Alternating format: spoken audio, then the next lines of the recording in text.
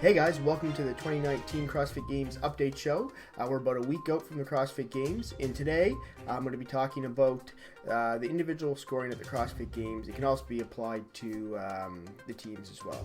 So who am I? Well, I'm Sergeant Noah, the greatest judge to never judge, the one-time CrossFit Games attendee, and I am here to tell you everything you need to know to be ready to watch the CrossFit Games. As you can see, I got a new TV. I have a new sign, the Sergeant No Rep studio, and as you can see, I'm underneath the bleachers. If you didn't see my other videos, this is where I've set up. It's a better atmosphere, better security. If you want to know exactly where I'm at, just use your nose. Smell greatness. And yeah, it's also beside that blue garbage bin over there. But anyway, so the scoring has changed a lot since last year, and the reason being is because how they set up the games with the cuts. So at the start, when we have 150 or I think it's 148 male athletes, the scoring is going to be different from when they cut down to 10 athletes. So if you don't know, the games is going to start, and after the first event, the field's going to be cut in half. So we're going to go from 150 athletes to 75 athletes, and it's going down to 50, 40, 30, 20, and 10. One thing that's not been released is how these cuts are going to be made besides the first one that's going to be after the first event. We don't know when it's going to be cut after that, because that would drastically affect what's going to happen. So the thing would be is if you're going to score, if you're going to place in the top three in every single event, nothing to worry. But the problem is if you have kind of a weak event, this is really going to affect you. In years past, as you went through, the scoring was always the same.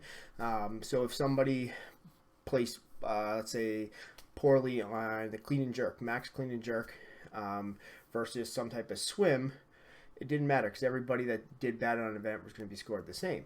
But now at 150, we'll use 10th place as an example because we end up with 10 athletes in the end.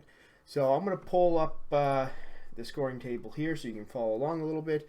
But yeah, so when you're doing the first event, let's say it's a big chipper and you place 10th, I think your score, what will it be here? Will be 89th. So yeah, so 82 points. So if you place 10th after the first event, your score is going to be 89 points.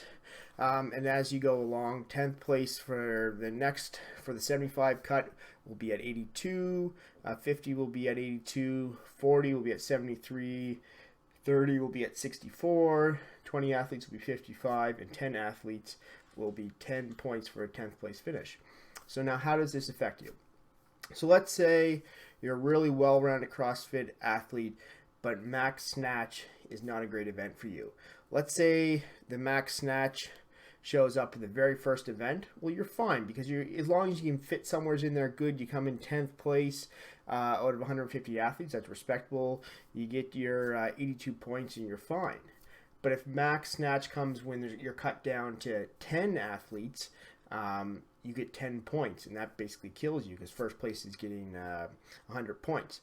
So how will this affect, let's say, Matt Frazier? Well, probably not at all, but basically Matt Frazier could go into, let's say, the last 3 events where there's 10 athletes, and if he does poorly, so let's say he gets 6th place or something like that, he's coming out with 50 or 40 points, and say Patrick Vellner, who's chasing him, gets first in those events, getting 100, well, he's making up a lot of ground there, and you're penalized for basically just having an off event. So a lot of the argument is this won't be a true test of fitness anymore, which I kind of agree with, for the fact that basically different events will be weighted on a different scale. And to put this into perspective, Sean from Talking Elite Fitness, a great podcast, Sergeant No Rep approved, mentioned that he went through and looked at Tia Claire, Toomey from last year, and Laura Horvath, and if, I think it was the third last event, it was like the pole and something event, if that would have been placed at the very end, so the last event, under this scoring, you don't have to change placements or anything, you just use this scoring, Tia Claire would have lost the CrossFit Games. So obviously that calls into some questions. Now, I don't think it will affect Matt Fraser at all, but I think it could have an effect on the female side, which is historically a lot closer. Now, what's my thoughts on this? I think I'm for this because it's going to create some drama. As a spectator standpoint, it's going to be interesting because nobody's truly going to be out of it. If one of the top athletes has a slip up when the last few events, it's going to create a lot of drama.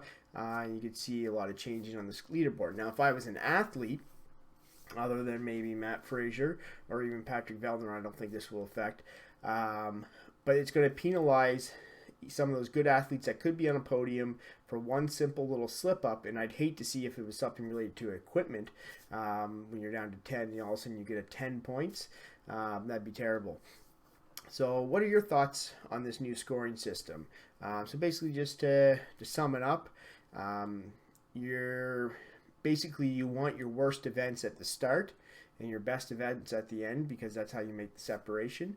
So like again, a 10th place in the first event gets you 82 points. A 10th place in the last event gets you 10 points. What are your thoughts? Could it have been done better? Do you like it? You don't even care, just want to watch the competition? Leave those comments down below. If you want some more information about the CrossFit Games, also I'll be live streaming them here on my YouTube channel, Sergeant No Rep. You can pop in, I'll have some commentary. So anyway, we will talk to you later. Please like, subscribe to the channel, and we'll see you soon.